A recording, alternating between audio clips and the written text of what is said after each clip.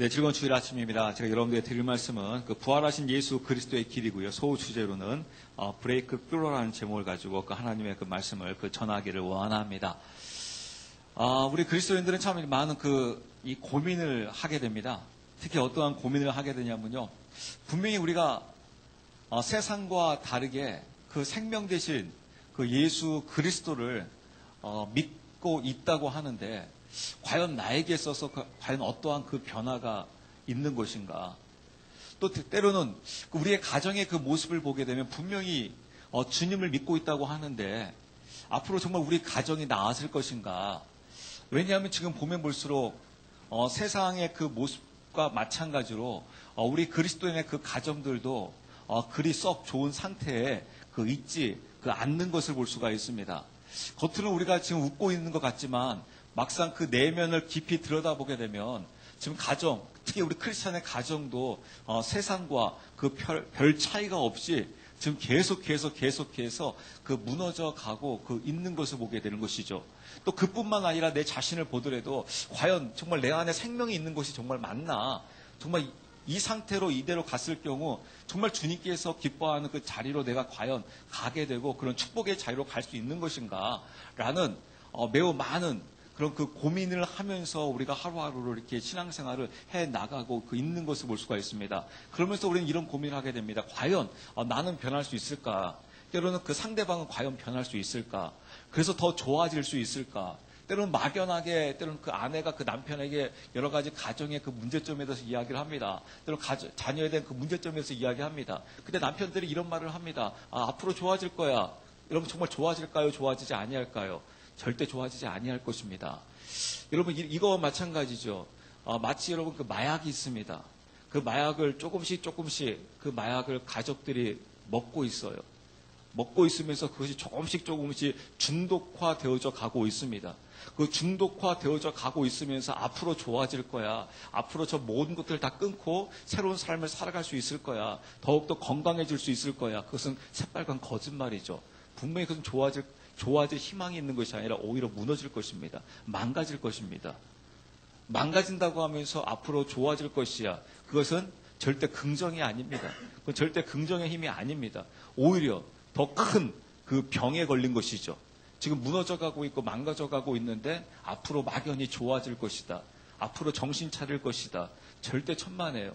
오히려 더 무너지면 무너졌지 더 좋아지지는 아니한다는 겁니다. 그렇지만 그 희망의 끈을 놓고 싶지 않기 때문에 막연히나마 그래도 조금이라도 좋아지지 않겠느냐라는 그런 희망을 갖고 싶습니다. 그런 소망을 갖고 싶습니다. 근데 여러분 그 소망이 마지막에 정말 처참하게 무너졌을 때 그때 그 비참함은 이루 말할 수가 없는 것이죠. 그 이유가 과연 무엇이겠습니까, 여러분? 오늘 그 주제의 말씀처럼 바로 그 말씀을 통해서 그 불의 그 뜨로가 이루어지지 않기 때문에 그렇습니다. 분명히 생명의 빛이 비치고 있음에도 불구하고 그 빛이 비치게 되게 되면 그 양지가 생겨야 되는 것이고 그것이 따뜻해져야 되고 그것이 녹아져야 되는데 분명히 빛이 생기는데 왜 녹아지지 아니할까? 그 이유가 바로 무엇일까요? 바로 이 불의 그 뜨로, 즉 깨지고 뚫어지는 그런 역사가 이루어져야 되는데 그렇지 않다는 겁니다. 제가 예견 하나 할게요. 여러분들이 오늘 이 시간에 아무리 많은 은혜를 받았다 할지라도요. 오늘 예배 이후에 오후에 여러분들이 각자가 TV를 보시고 스마트폰을 하시고 인터넷을 하시고 친구들을 만나고 하는 순간 오늘 많은 오전에 아무리 많은 은혜를 받았다 할지라도 그것이 싹 가려질 겁니다. 아멘이십니까 여러분? 아무리 지금 여러분이 성령 충만한 그 은혜를 받았고 이 안에 감동이 이루어지면서 정말 이러면 안 되지. 내가 제대로 이제 하나님 말씀대로 제대로 뜻대로 살아가야지 라고 하면서 아무리 큰 감동과 아무리 큰 은혜를 받았다 할지라도 여러분들이 당장 지금 가셔가지고 TV 한두 시간만 보시고요. 여러분들이 지금 당장 인터넷을 스마트폰을 켜져가지고 한두 시간만 하고 나게 되면 그거 싹 사라집니다. 절대 불의 그 뜨로가 이루어지질 않습니다. 불의 그 뜨로가 이루어지지 않기 때문에 변화되는 것 같지만 변화되지 않습니다. 왜 그렇습니까? 사람은 먹는 거에 의해서 좌우된다고 합니다. 우리가 무엇을 먹었느냐에 따라 가지고 좌우가 되어져요. 근데 우리는 계속해서 끊임없이 세상 것을 먹어갑니다. 저도 고민을 하면서 여러분들에게 이 말씀을 드립니다. 저도 끊기가 힘들기 때문에 여러분들과 같이 고민하면서 이 말씀을 전하기를 원합니다. 앞으로 우리 젊은 세대들은요, TV 때문에, 인터넷 때문에, 스마트폰 때문에 다 망할 것 같아요. 어떤 이가 이런 이야기를 했습니다. 쿠키를 이야기하면서요, 쿠키로 예를 들면서요, 그 일본 학자였나요? 의사였나요? 쿠키를 예를 들면서 아이들에게 쿠키를 줄 거면 차라리 마약을 줘라, 담배를 줘라라고 이야기하더라고요. 어린 아이들한테 그럼 쿠키 과자를 줄 거면 차라리 어린 아이들에게 담배를 주세요, 마약을 주세요. 그건 무슨 표현이겠습니까? 어린 아이들한테 쿠키가 그만큼 지금 담배와 마약을 비교하면서 그만큼 좋다라는 거예요, 나쁘다라는 거예요? 그만큼 안 좋다라는 거예요. 그만큼 안 좋은 거를 이 마약과 같은 이 담배처럼 안 좋은 이 쿠키를 누가 주고 있습니까? 부모가 자녀에게 주고 있어요. 자신의 자녀가 이 쿠키로 인해서 망할 수 있는데, 건강을 해칠 수 있는데 주고 있어요. 여러분, 이거 저는 가끔씩 저도 지금 스마트폰을 하고 있고 TV를 보면서 이런 생각을 해봅니다. 여러분, 우리가 저 사람에게, 저 아이에게, 저에게, 목사에게, 여러분에게 한 가방에다가 이 마약을 잔뜩 주면서, 이 마약은 조금씩 잘 먹으면 너에게 유용한 약이 되고, 이것을 많이 먹으면 중독돼서 넌 죽어! 라고 이야기를 해요. 그러면서 가방에 잔뜩 넣어줘요. 그러면서 여러분, 그것을 조금씩 약이 되게 먹을 수 있을까요? 이 목사인 저는요, 이 마약을 가방에 들고 다니면서 조금씩 약이 될 만큼만, 소량만 먹을 수 있을까요? 여러분들에게 묻습니다.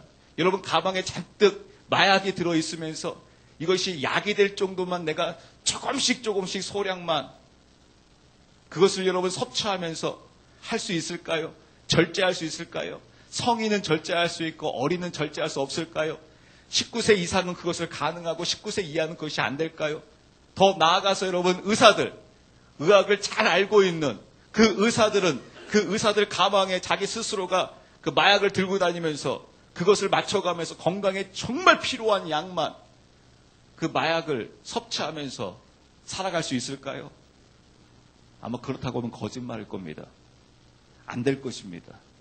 마치 그것이 TV와 스마트폰과 인터넷과 비슷하더라고요. 마약과 비슷하더라고요. 이것을 잘 이용하고 이것을 잘 사용하게 되면 우리 현대인들에게 너무나 유익하지만 이것으로 인해서 망칠 수 있습니다.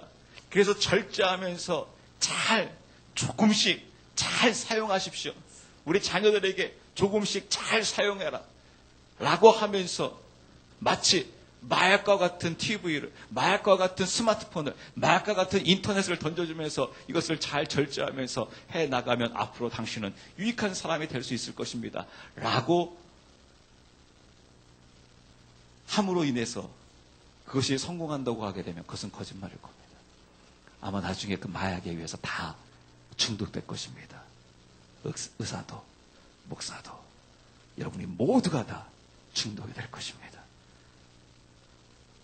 그것을 통해서 우리에게 유익을 끼쳤으면 좀 좋겠는데 오히려 그것으로 인해서 파악의 길을 가고 있습니다. 매스컴에서 여러분, 제가 여러분들 이 설교를 하지 않아도 매스컴을 통해서 여러분 다 들어왔습니다. 얼마나 이 매체로 인해서, 얼마나 이것으로 인해서 우리 청소년들을, 또 우리 성인들을 정신건강을 무너뜨리고 있는지, 그 해악에 대해서 우리는 알고 있습니다. 근데 문제는 바로 무엇이냐면 이것을 이제 끊을 길이 없다는 거예요. 저도 여기에 공모자예요. 우리 부모가, 여러분, 오늘부로 우리 부모님들이 자녀를 향하여 오늘부터 니네 스마트폰 다 압수하고 다 끝나버리겠다. 아마 자녀들이 난리가 날 겁니다. 집안이 뒤집어질 겁니다. 전체가 뒤집어질 겁니다. 사회가 난리가 날 겁니다. 왜냐하면 우리 부모 스스로도 지금 못 끊거든요. 아무리 이것이 악하다 할지라도, 아무리 이것이 문제가 된다 할지라도 끊을 수 없거든요. 이 부분에 대해서 성경에서 이렇게 말씀해 주고 있습니다.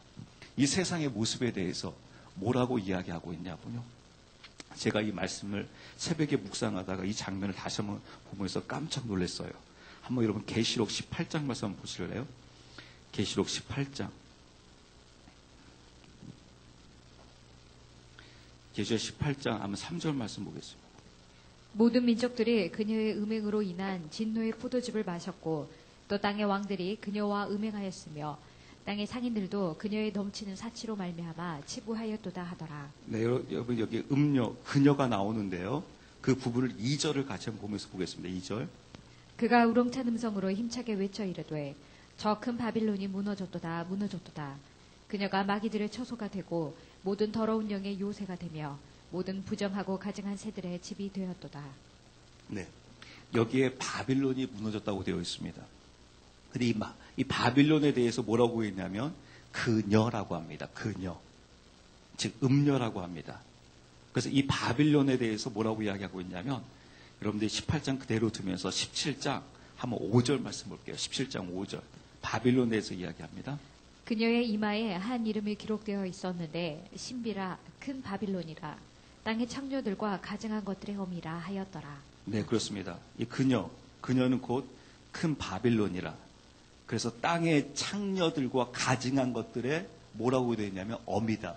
즉 우두머리라는 겁니다. 그래서 이 바빌론을 성경에서 뭐라고 이야기하고 있냐면요. 도시라고 합니다. 도시. 이 도시를 그녀라고 합니다. 음녀라고 이야기를 합니다. 근데 그 음녀인 이 바빌론이 이제 앞으로 무너진다라는 겁니다. 성경에서는 이미 18장에서는 무너졌도다라고 하면서 무너질 것을 이야기합니다. 왜 무너질 것을 이야기하고 있냐면 그 이유에 대해서 아까 18장 2절에 이렇게 나와 있습니다. 그녀가, 즉 바빌론이, 다시 말씀드려서 우리가 지금 살고 있는 도시가, 또 더 구체적으로 말씀드린다고 하게 되면 서울특별시가, 광주광역시가, 지금 우리가 살고 있는 이 도시가 무엇이 되었다고 되어 있냐면 마귀들의 처소가 되었도다. 마귀들의 처소라는 말이 무슨 말입니까? 마귀의 집이 되었다는 겁니다.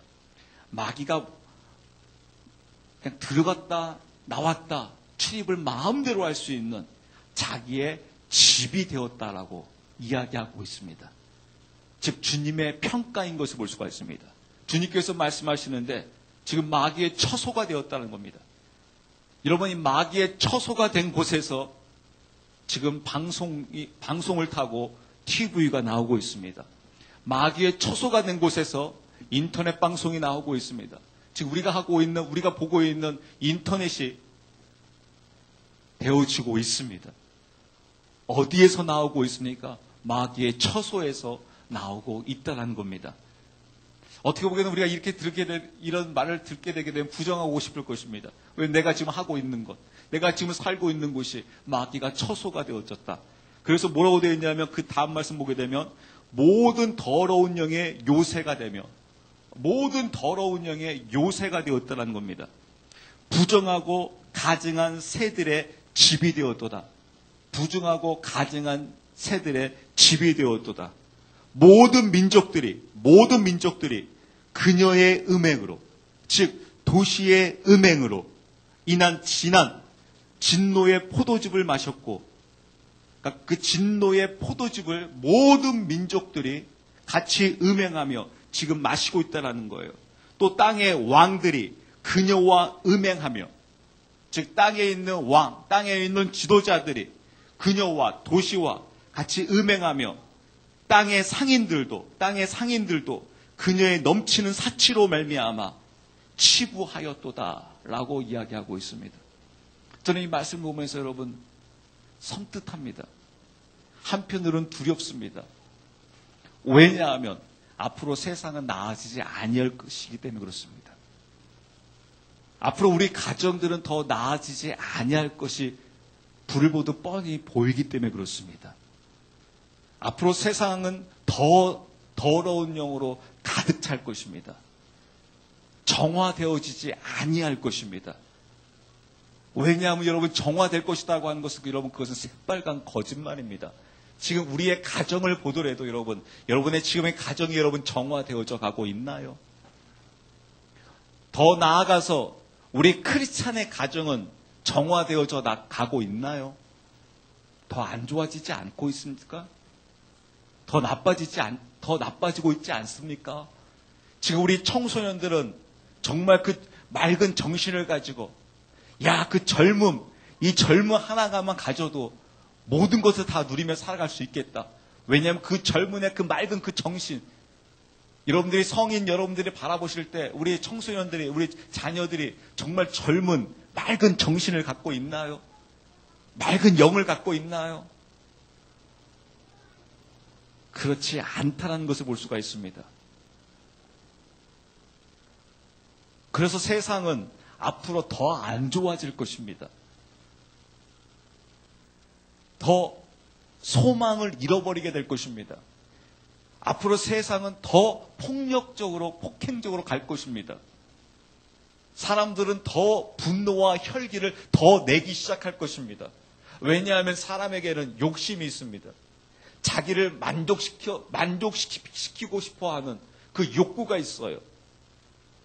그런 또 욕심이 있어요. 그럼 욕심이 있는데 세상은 더 더러워져요. 더 폭행이 더 강력해져요. 더 나아지지 않아요. 그랬을 경우 여러분, 사람은 무엇하기 시작할까요? 더 분노하기 시작합니다. 특히 남에 대해서, 상대에 대해서 더 분노하기 시작할 것입니다. 우리는 갖고 싶어 하는데, 부자가 되고 싶어 하는데, 희한한 것은 바로 무엇이냐 하면 또 부자를 향하여 분노하기 시작할 것입니다. 왜요? 나는 없는데 너는 가졌다라는 겁니다. 나도 누리고 싶은데 왜 너만 누리려는 겁니다. 그래서 사회가 불평등하다고 하면서, 그러면서 나도 갖고 싶은데 가질 수 없는 거에 대해서, 누릴 수 없는 거에 대해서 막 사회가 더 분노하기 시작할 것입니다. 그래서 막 뒤집어 엎고 싶어 하는 그 마음들이 강하게 나타나기 시작할 것입니다. 그래서 막 뒤집고 싶습니다. 막 선거철이 되면 막 뒤집어 버리고 싶습니다. 왜요? 뭔가 나의 이 욕구를, 나의 이 불만을 해결해 줄 수 있는 자가 있는가 하면서 뒤집어 보고 싶습니다. 그래서 이 사람을 세워봅니다. 근데 그 사람이 나의 욕구를 채워줄 수 있나요? 나의 이 욕심을 채워줄 수 있나요? 절대 채워줄 수 없을 것입니다. 어떠한 지도자도, 어떠한 리더도 채워줄 수 없을 것입니다. 저는 이것을 가정을 통해서 보았습니다. 그래서 저는 제 자신에게 물어봅니다. 저는 아버지로서 각 가정마다 여러분의 자녀의 불만을, 욕구를 부모들이요 채워줄 수 있습니까? 채워주시는 분 있습니까 혹시? 속으로 손 한번 들어주세요. 목사님, 저는요 우리 가정에 2자녀, 3자녀, 4자녀 채워줘서 우리 자녀들은 행복합니다. 한번 손 한번 들어주세요. 저는 여기 손 못 들어요. 전 놀랬어요. 저는 2자녀밖에 없거든요. 2명밖에 없거든요. 근데 2자녀도 욕구를 채워줄 수 없어요. 이걸 해결해 줄 방법이 없어요. 그리고 저는 해결해 주고 싶은 생각도 별로 없어요. 왜냐하면 제가 스스로 무너질 것 같아요. 그랬다가는. 제가 힘들어서 넘어질 것 같아요. 왜냐하면 여러분, 우리 이걸 경험했습니다. 왜냐하면 여러분, 우리 가정에서도 우리 부모님들이요, 우리 가족의 욕구도 못 채워주잖아요. 내가 가장으로서 좀 죄송합니다. 내가 가장으로서 몇 명 되는, 그 속수소수, 몇 명도 못 채워주잖아요. 그것도 안 되잖아요, 우리는. 근데 여러분, 누가 그 동네에, 그 구에, 그 나라의 욕구를 채워줄 수 있는 자가 이 세상에 여러분 누가 있습니까? 그래서 여러분, 만약에 우리가 마음에 들지 않아서 아빠를 바꿔버리자, 남편을 바꿔버리자, 아내를 바꿔버리자, 부모를 바꿔버리자. 그럼 몇 번 바꿔야 될까요? 우리는 매달, 매해 계속 바꿔나가야 될 것입니다. 아무리 바꿔도 채워주지를 못합니다. 그 아버지가 그 자녀의 욕구를 채워주지를 못합니다.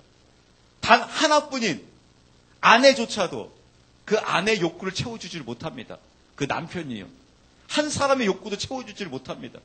한 사람의 욕구를 채워주면서 내가 한번 내 자신을 헌신하며 희생하며 한번 살아보겠다라고 하게 되면 그 스스로가 넘어질 겁니다. 그 스스로가 포기할 것입니다. 남편됨을 포기하고 아내됨을 포기할 것입니다. 부모됨을 포기할 것입니다. 자녀됨을 포기할 것입니다.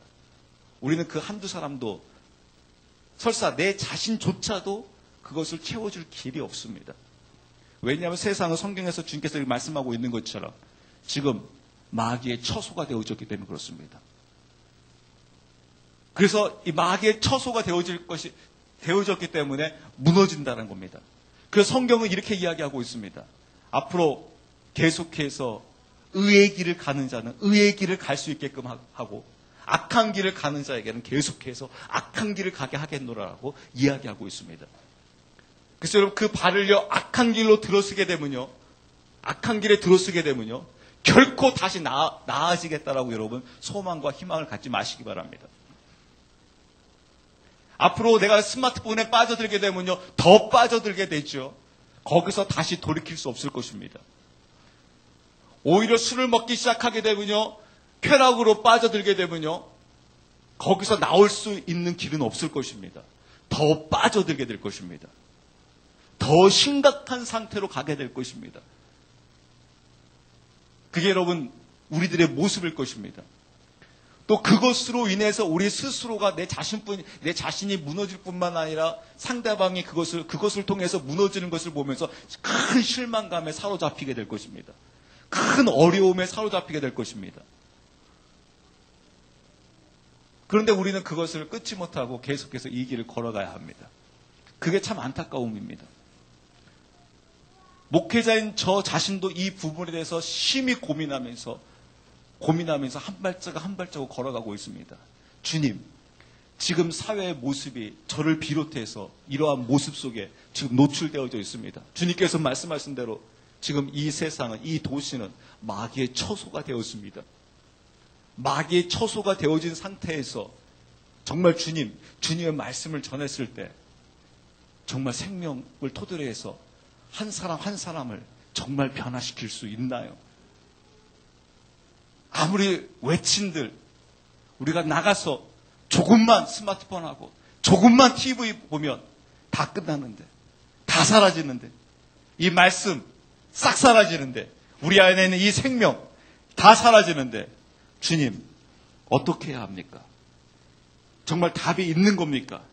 라고 하면서 주님께 또 물으며 이 길을 우리는 지금 걷고 있다는 것입니다.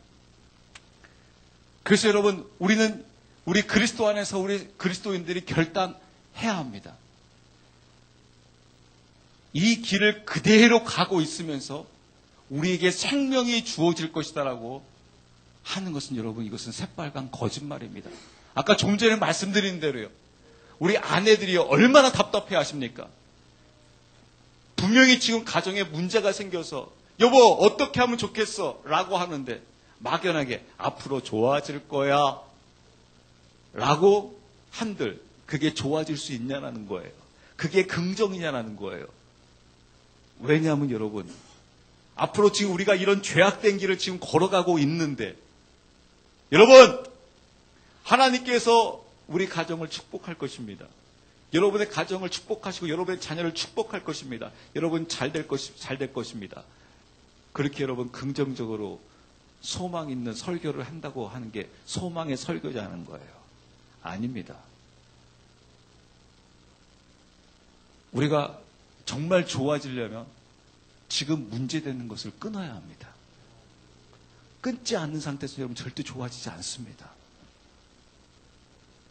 이건 여러분 우리가 상식적으로도 알고 있습니다. 내 몸에 문제가 돼서 의사 앞에 섰을 때 그 의사는 그 문제되는 것을 끊으라고 합니다.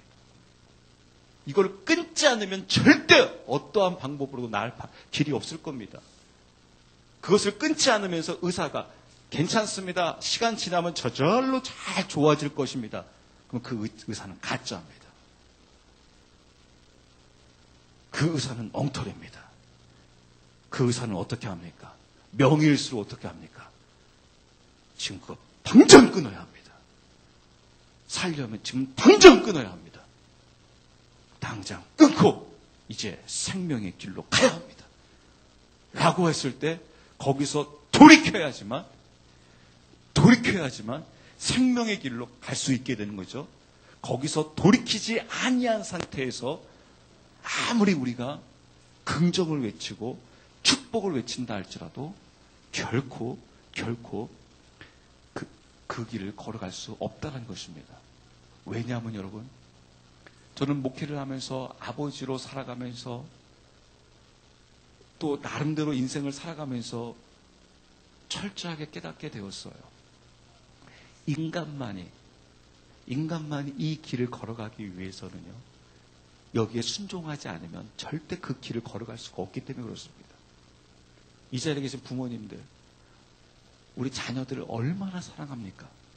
우리 부모님들의 그 자녀 사랑한 그 사랑과 그 헌신, 이루 말할 수가 없을 것입니다. 근데 문제는 바로 무엇입니까? 부모님들의 아픔.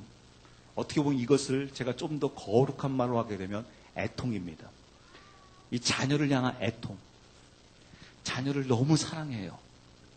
그런데 우리 부모님들에게 어떠한 마음이 있냐면 애통의 마음이 있어요. 사랑은 하되 슬퍼요. 마음이 괴로워요. 마음이 힘들어요. 그렇지만 자녀를 너무너무 사랑해요. 자신의 것을 다 주라 하면 다 줄 수 있을 정도로 자녀를 사랑해요. 근데 문제는 바로 무엇이냐면 마음에 슬픔이 있어요. 누구를 향한? 자녀를 향한 슬픔이 있어요. 왜냐하면 아무리 부모가 자녀를 향하여 사랑하고 헌신하고 모든 것을 다 주고 때로는 협박하고 때로는 모든 것을 설득하고 다 한다 할지라도 자녀가 순종하지 않으면 그 길은 따라갈 수가 없기 때문에 그렇습니다. 그 길을 갈 수 없기 때문에 그렇습니다.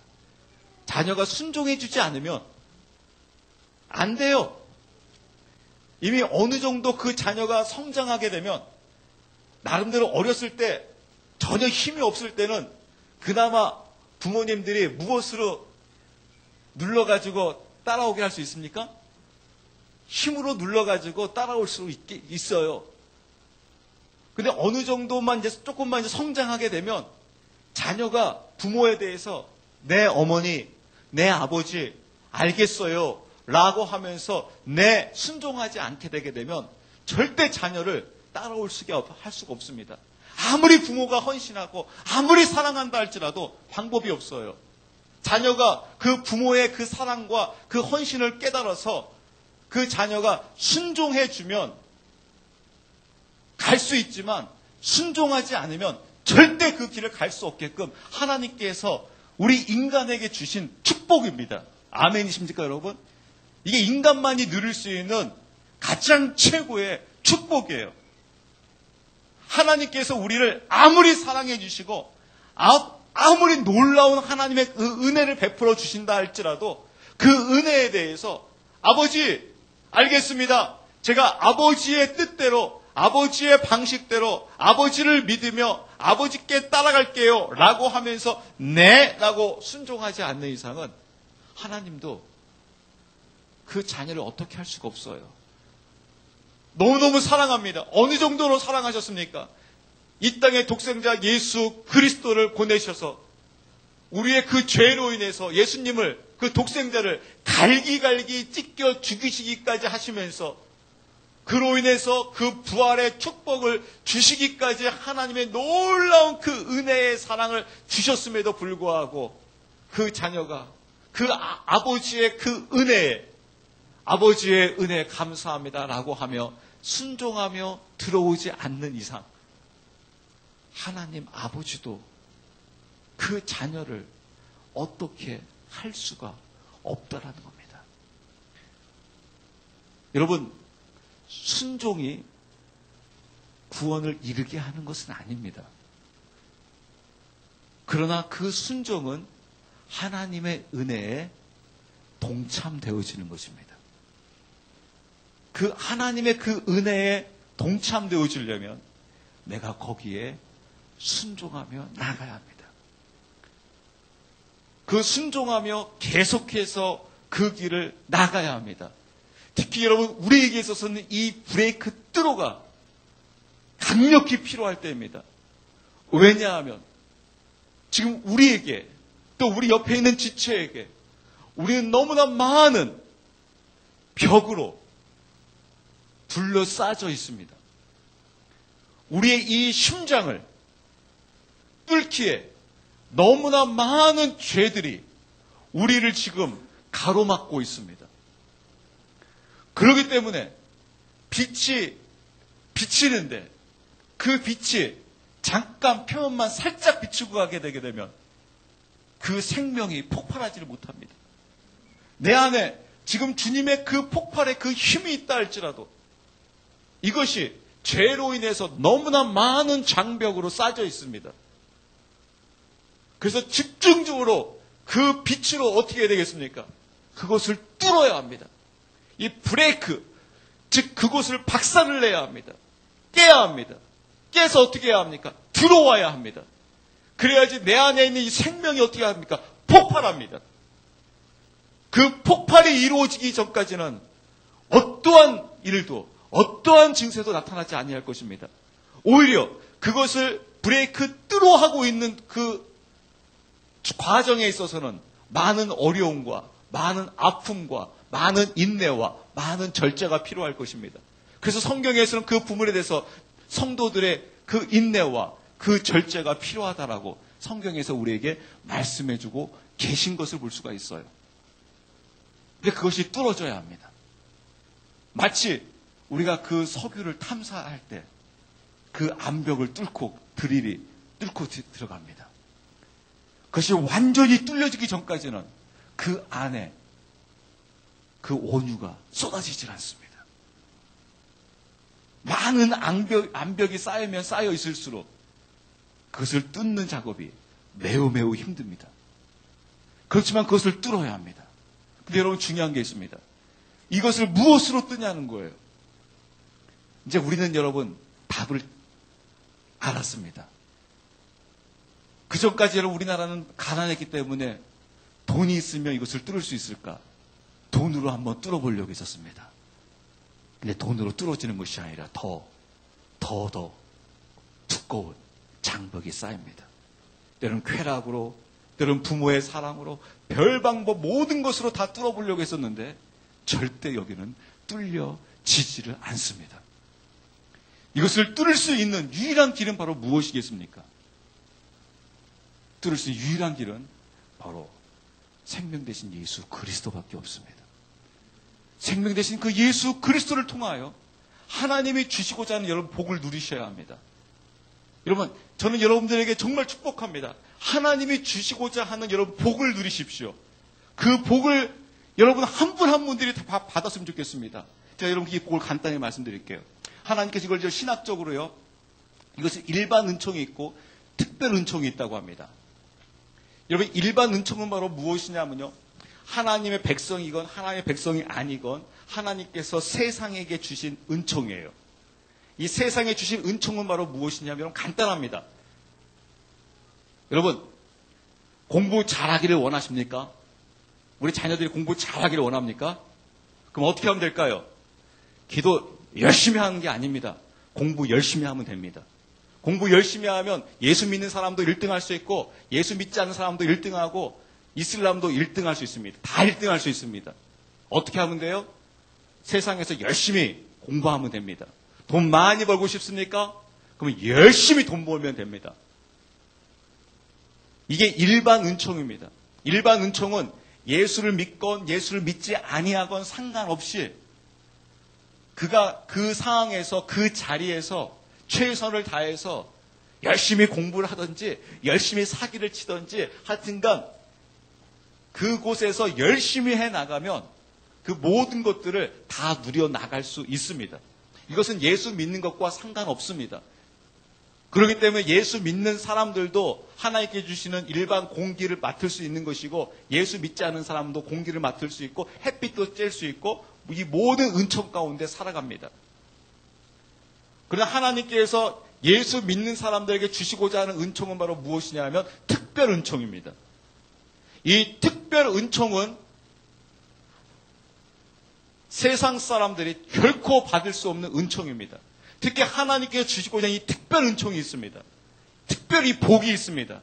이 복이 무엇인 줄 아십니까? 한번 그 복을 여러분 같이 한번 보시기 원하는데요.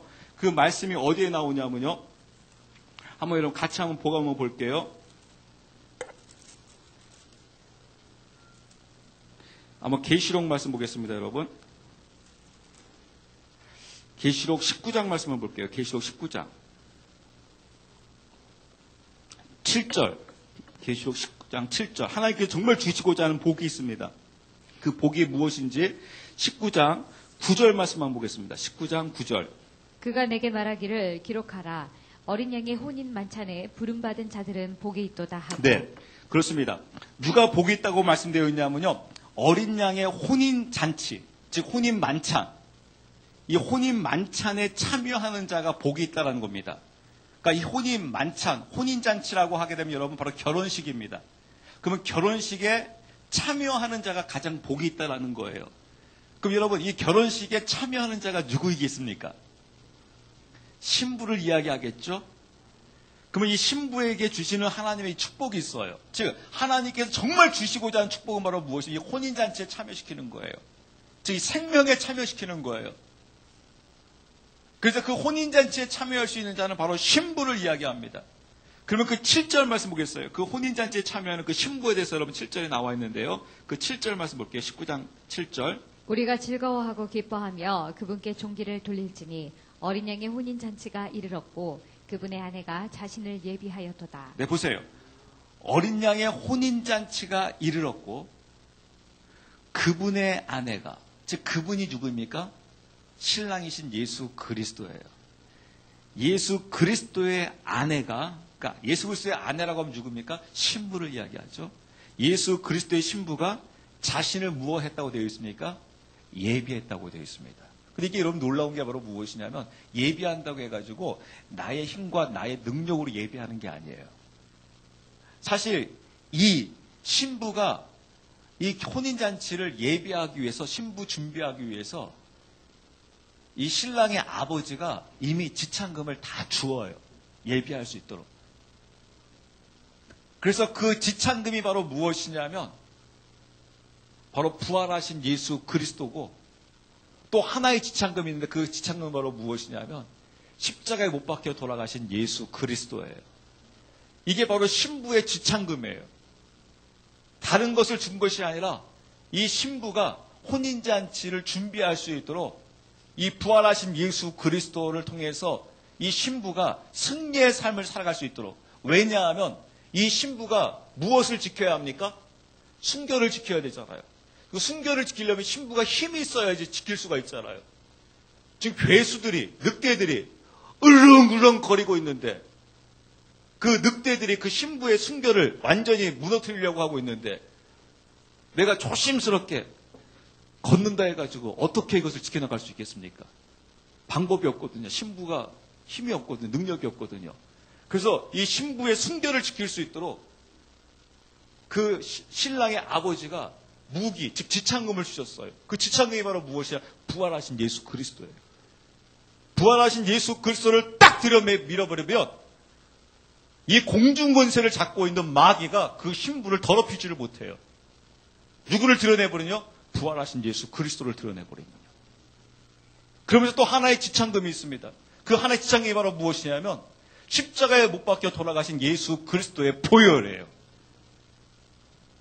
십자가에 못 박혀 돌아가신 그 예수 그리스도의 그 보혈로 나아가면 신부에게 무슨 일이 생기냐면 신부가 계속해서 깨끗해져요. 즉 정결해진다는 겁니다. 놀랍습니다. 그걸 토대로 해가지고 신부가 무엇을 하냐면 자기를 예비한대요. 자기를 예비해가지고 8절 말씀 보세요. 그녀가, 즉 신부가 어떻게 되었는지 8절 말씀 보시게 되면 또 그녀가 깨끗하고 희고 고운 아마포 옷을 차려입도록 허락하셨는데 그 고운 아마포는 성도들의 의인이라 하더라. 네, 그렇습니다. 바로 아까 말씀드린 대로 그 부활하신 예수 그리스도를 통해서 자신의 그 순교를 지킬 수 있는 힘이 신부에게 생겨나게 되고 그 예수 그리스도를 통하여 그 보혈의 그 피를 뿌리면서 나아갔을 때 어떠한 일이 생기냐면 그녀가 깨끗하고 희고 고운 아마포 옷을 차려입게 된다는 것입니다. 그래서 이 고운 아마포를 뭐라고 하냐면 이것이 바로 성도, 즉 신부의 의가 된다는 거예요. 그 신부의 그 의로 말미암아 그 혼인잔치에 참여하게 된다는 겁니다. 이게 바로 오늘 본문 사도행전 그 2장에서 이야기하고 있는 것입니다. 그 하나님의 백성들이 주님 우리는 망하게 되었습니다. 어찌하였으면 좋겠습니까? 그 베드로의 설교를 들은 그 백성들이 이제 우리는 끝났구나. 이제 우리는 더럽혀졌고 우리는 이제 망하게 되었구나. 우리는 멸망당하게 되었구나. 이 일을 어찌할 거라고 하고 있는데 그 베드로가 그들을 향하여 뭐라고 이야기하냐면 너희가 회개하여 즉 그 말은 무슨 말이냐면요. 예수 그리스도의 보혈로 나오라는 거예요. 예수 그리스도의 보혈을 뿌리라는 거예요. 그래서 예수 그리스도의 보혈로 너희 신부들이 정결케 해달라는 겁니다. 그래서 너희가 그 예수 그리스도 앞에 나와 회개하여 세례를 받으라. 이 세례는 이제는 주님, 제가 이제는 신부가 되었습니다. 이제 신부로서 이제 저에게서 모든 것은 신랑이신 주님밖에 없습니다.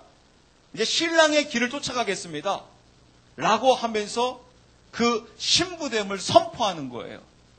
그랬을 때 성령이 너에게 선물로 임하리라. 즉 신부의 삶을 살아가는데 너희의 그 능력이 너희에게 임한다. 라고 하면서 베드로가 그들을 향하여 그렇게 외칩니다. 그랬을 때 아까 우리 본문에 그 사도행전 그 2장 40절에 뭐라고 되어 있는 줄 아십니까? 사도행전 2장 40절. 또 많은 다른 말씀들로 증언하여 권면하며 이르되 이 패역한 세대로부터 너희 자신을 구원하라 하니라. 네, 그렇습니다. 이 패역한 세대로부터 아까 말씀드린 이 패역한 세대는 음란하고 악한 세대가 되었다. 마귀의 처소가 되었다. 더러운 영이 가득 차게 되었다. 이 악한 세대로부터 너희 자신을 무엇하라고 되어 있습니까? 구원하라라고 되어 있는 거예요. 즉 구원을 이루어가야 한다는 것입니다. 즉 이 구원을 이루어간다는 게 바로 무엇이냐면 이게 하나님의 은혜예요. 즉 하나님의 은혜에 내가 계속해서 거한다는 것은 바로 무엇이냐면 하나님의 은혜는 예수 그리스도 안에 있으면 그 은혜는 영원합니다. 그래서 어떠한 상황 속에서도 그 은을 끊을 자가 없습니다. 근데 아까 말씀드린 대로 내가 이 은혜에서 내가 벗어날 수 있어요, 없어요? 내가 벗어날 수 있어요. 이걸 제가 여러분들에게 쉬운 예로 말씀드리면요. 지금 여러분들 하나님 앞에 예배 드리고요. 내가 마음대로 증가가지고요. 마음대로 죄 질 수 있어요. 이 최 목사 여러분, 저의 의지로 죄 질 수 있을까요, 없을까요? 죄 질 수 있을 거예요. 제가 딱 가려는데 앞에 불이 땅 떨어져요. 그래서 갑자기 하나님의 군대 장관이 나타나서 칼을 딱 들고 있으면서 너 들어만 가봐. 너 죽일 거야. 너 지금 이 모텔만 나이트장만 들어가봐. 칼을 들고 막 휘두르면서 너 죽일 거야. 안 해요. 하나님의 은혜가 있는데요. 내가 이 은혜 안에 거하고 있다가 제가 얼마든지 지금 당장 끝나고 목사임에도 불구하고 양복 입고 라이트 클럽 가가지고 마음대로 즐기고 마음대로 바람 필 수 있어요. 그래서 은혜에서 벗어날 수 있어요. 벗어날 수 있어요. 그럼 이게 무엇이 은혜냐? 하나님의 은혜는 그리스도 안에서예요. 그리스도 안으로 내가 들어와야 돼요. 근데 이 그리스도 안에 이게 하나님의 은혜 가운데 구원의 방편이 이 방주 안에 있습니다. 여러분 이 방주가 만들어지는데 나의 순종으로 이 방주가 만들어지는 게 아니에요. 하나님의 전적인 은혜로 이미 방주가 다 만들어졌어요. 그래서 이 방주는 내가 타건 안 타건 상관하지 아니하고 방주는 가요.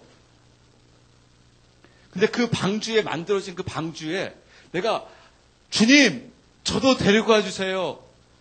저에겐 주님밖에 없어요. 라고 하게 된 그 방주에 어떻게 됩니까? 승차하게 돼요.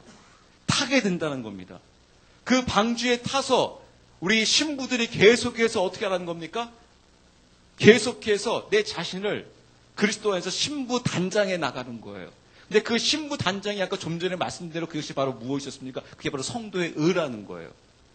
그 성도의 의로서 우리에게 있어서 그 예수 그리스도의 보혈로 계속해서 끊임없이 나왔을 때 무슨 일이 벌어지겠습니까?